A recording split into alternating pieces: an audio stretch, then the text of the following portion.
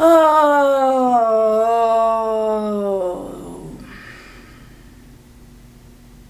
What? Hi, welcome back to my channel. If you've never been here before, that sounds like a you problem. Anyway, I'm Fat Sajak, and I will be your complete douchebag of a host for this episode of The Dump. That's right, kids. It's time for another installment of The Dump. The show where I tell you a bunch of short stories so I don't have to make long ones, and so you don't have to be bored with the cadence by which I've made my brand. Today we're going to cover a variety of topics, and I promise you're going to care about maybe one of them. So let's get started. Hello, it's me, Fat Sajak. From the stairs. Get out of here. I'm here to ask you a very important question. Where do you get your adult fun time toys? Well, if your answer is anything except adamandeve.com, then you're wrong. Adam and Eve is a sponsor on today's video, and I have partnered with them before, and I cannot say enough good things about this company. You know what I'm saying? Stop it. If you're in the market for something new, something fun, something shiny, something blue, something that vibrates, a new accessory for the drawer next to your bed, the one that you don't let anybody else open, Adam and Eve has got you covered. If you use my code SAJAK at checkout on adamandeve.com, you, my friend, will receive 50% off one item plus free shipping in the US and Canada. Some exclusions apply because that's what exclusions are for. And the best part of adamandeve.com, outside of getting 50% off one item because hello discount, they also have incredible 24-hour customer service, 90-day no hassle returns, as well as discreet shipping. So you don't have to worry about there being a phallic shaped box on your porch that your neighbors ask you about. You know I don't take a sponsorship unless I like the company. It's just not my brand. Half off one item and free shipping with my code SAJAK at checkout. So big thank you to adamandeve.com for sponsoring this video. And now let's get back to it. This week, Trisha Paytas appeared on Rainn Wilson, is that his name? I just had the biggest brain. Ooh, it happened again. Should get that looked at. Anyway, Trisha was on Rainn Wilson's podcast, Soul Food, what was it called? I don't know, whatever. His podcast where he talks to people. And they had a lot of conversations where Trisha talked really fast, like she is wont to do, and Rainn Wilson just didn't bother to understand how the internet works and instead made a complete mockery of Trisha talking about a really traumatic time, which obviously has been decoded to around the ending of frenemies and all of that good stuff. Let's take a gander. 2007, 2018, I had 2 overdoses that landed me in the hospital, but it actually was 2021 when I had like an actual psychotic break where I was like, ooh, like nothing's working, because 2021, I've done the therapy, I've done the DBT, I thought I had everything under control, but you know, there was just like one event online, like sort of like a cancellation, and I've been through so many, but there was one specific cancellation that like, what honestly, happened? It's like traumatic. I've never talked about it. Like it's online. I think if people know, they know, but it's actually, and a lot of it was. Can you talk about it here? Did she not just say it's traumatic and she doesn't want to talk about it, or am I hearing things? Is this a safe space? No, I don't feel like this is a safe space. I don't hate Rainn Wilson. I'm not a huge Office fan. Like, I like The Office. It's made me chuckle in my lifetime. I'm not a huge fan, which I think would surprise a lot of people considering my penchant for comedy. But I really don't like the condescension in his voice, to be honest with you. What is it about you? And I'm just really trying to understand this. Like, I'm so activated. I'm so angry. I'm so triggered. I'm so overwhelmed. I'm about to just lose my shit. I'm gonna have a psychotic break. Yeah. But I gotta log in and hit live stream and put it in the tripod and press it and make sure my light's on. And now I'm gonna have the psychotic break. Well, the lights weren't on.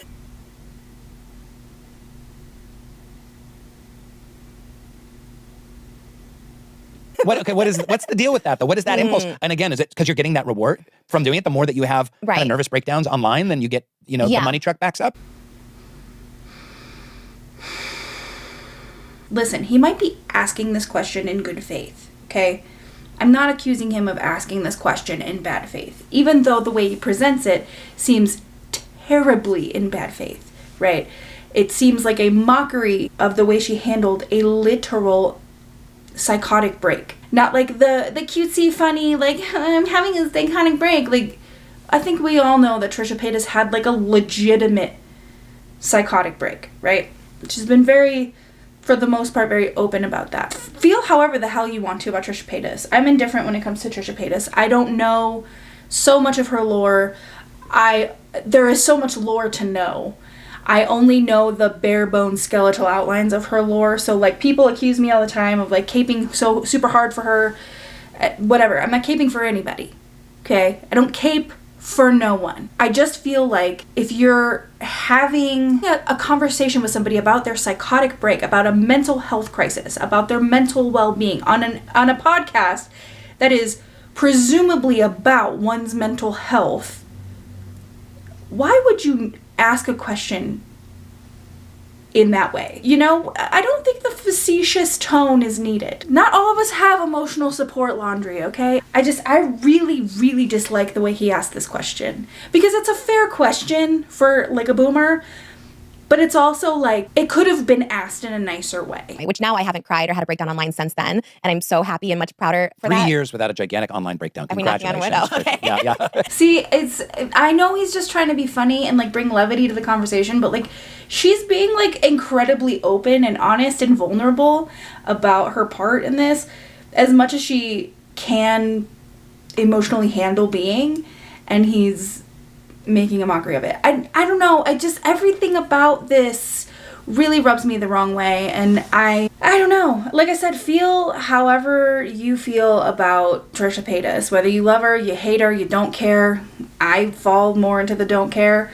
I just feel like if you're gonna ask anybody about their psychotic break or what happened in such a soft, sweet cadence, I don't think the right approach is then to make a mockery of the thing that they're telling you in any way. You know what I mean? It just feels a little fucking insensitive. You can have conversations about deep, heavy, scary, sad, emotionally triggering things with some levity, but like not at the expense of your guest. You know what I'm saying? It made me feel gross overall. And speaking of things that make me feel gross, let's talk about James Charles.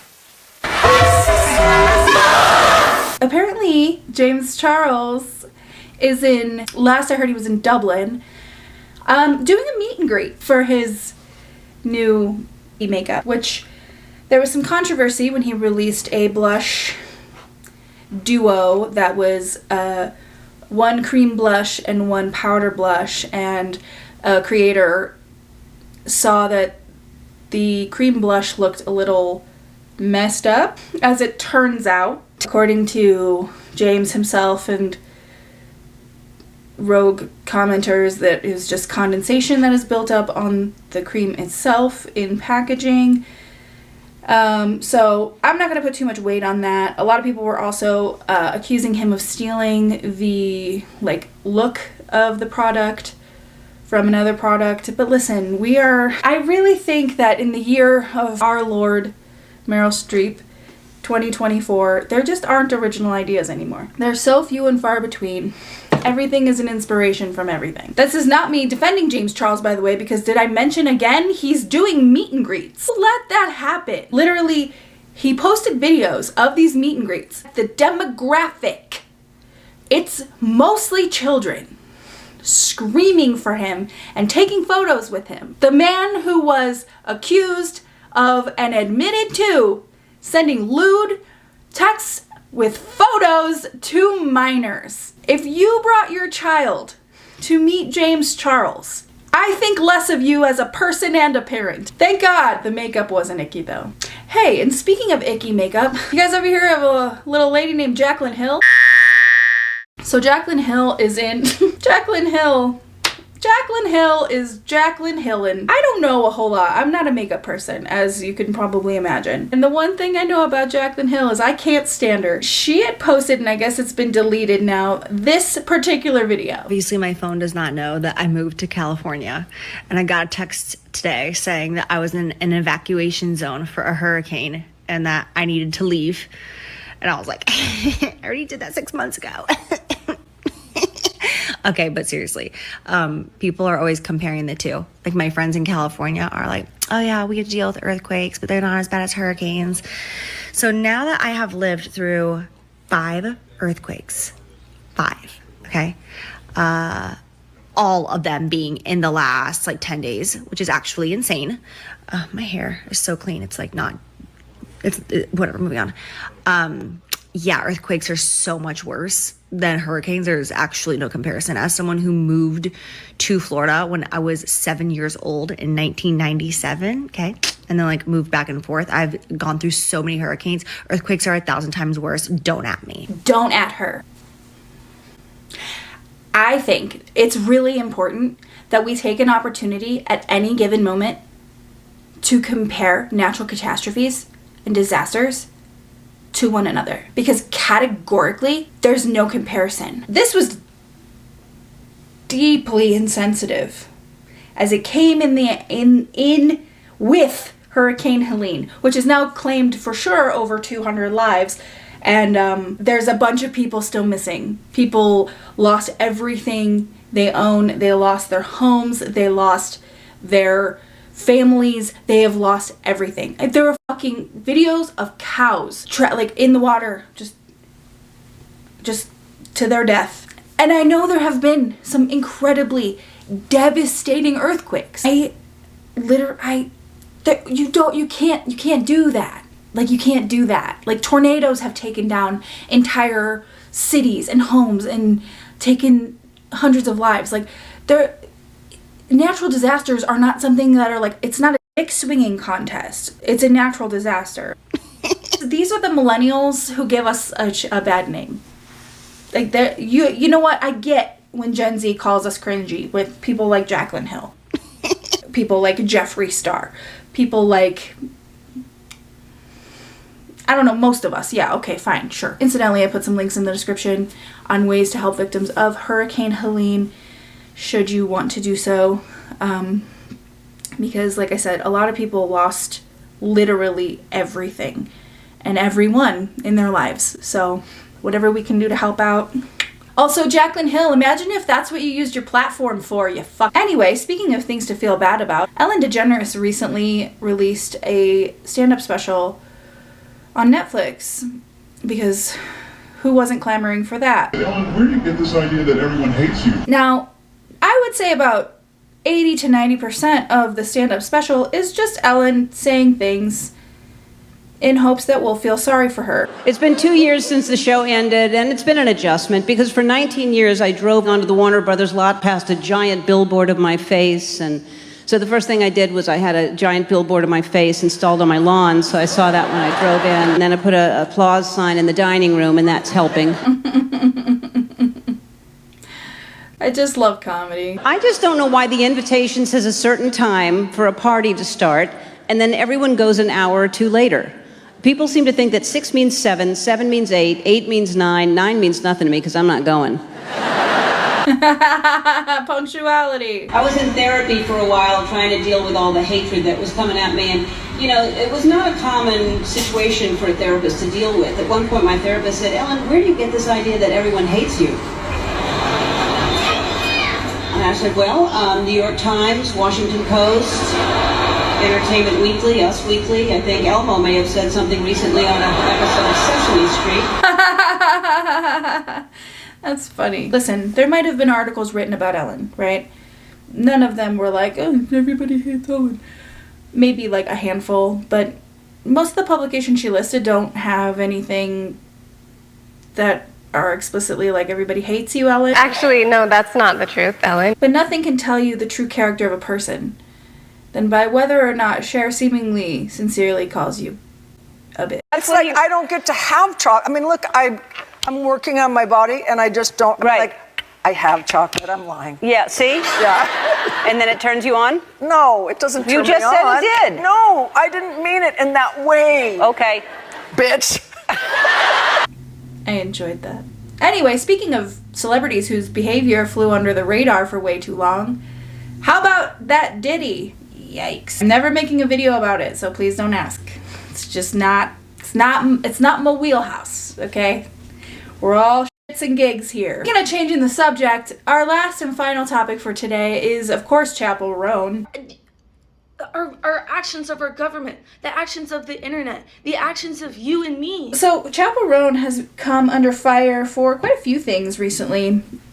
One being, obviously, we've spoken here about her entitlement to things like boundaries and like personal space and like respect, for which I fully stand beside her. I think that she's not asking for anything that's unreasonable, and she's not asking for anything that every person who isn't a complete dunce on this planet deserves, which is just respect for boundaries and safety. More recently, she's gotten into hot water for her refusal to endorse Kamala Harris as a candidate for president, which is a tricky situation, because if she hadn't worded what she had to say the way that she did, I don't think it would have been as big of a deal as it is. Basically, she went on to say that there's problems on both sides, and that the number one thing that she's standing for is trans rights, and cis people shouldn't be in charge of trans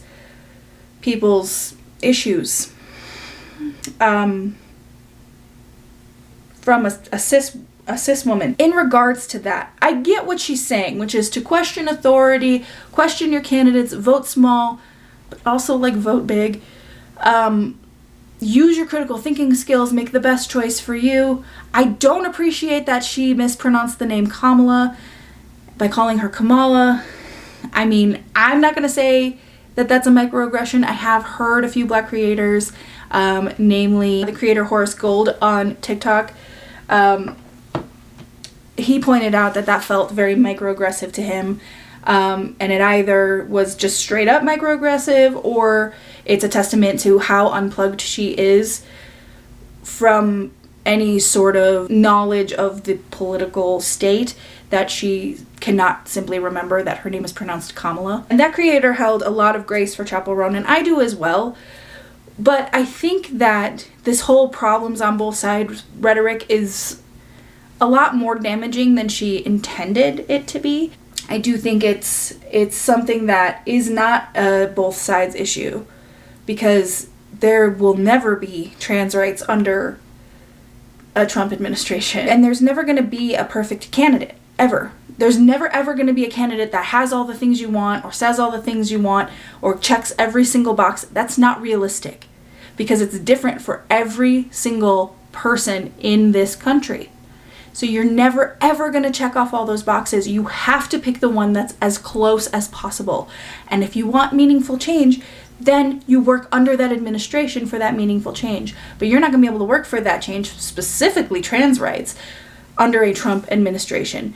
So while you don't have to endorse Kamala Harris, it would behoove you, and the rights that you are so adamant about preserving and saving and caring for. Unfortunately, this country is allies with Israel.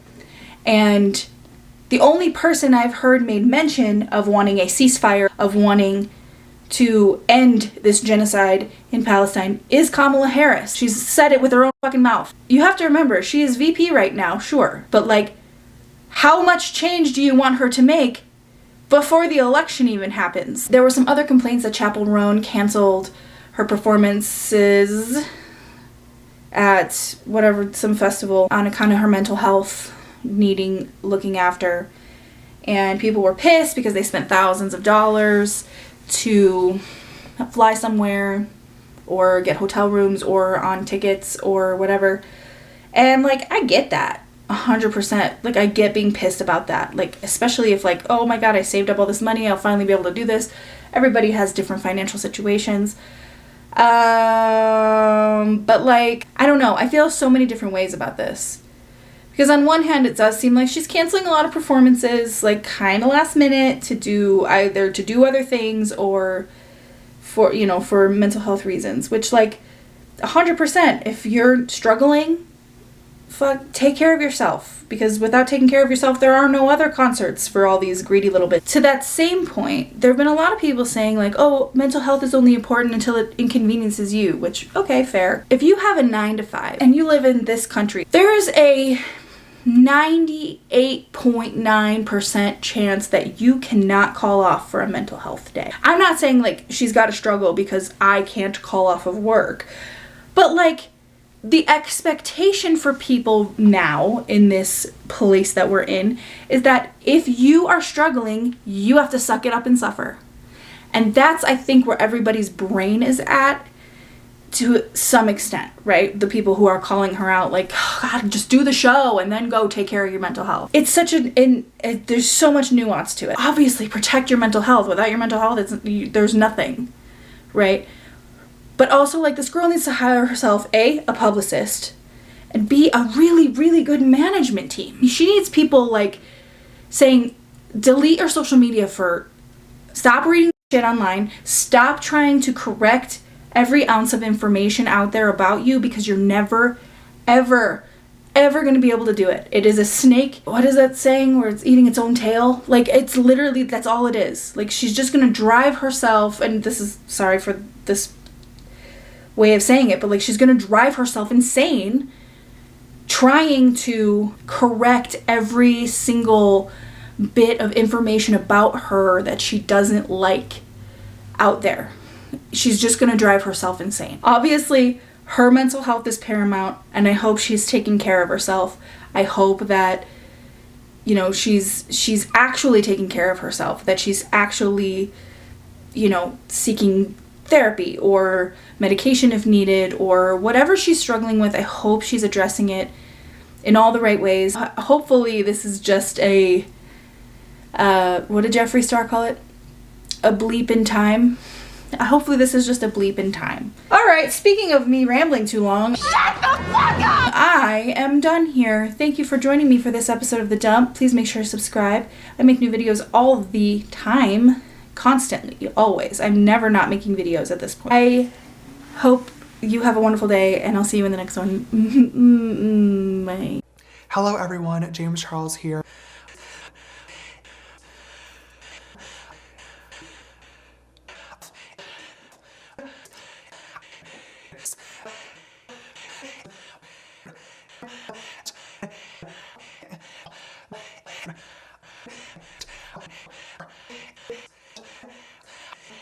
See you soon. Like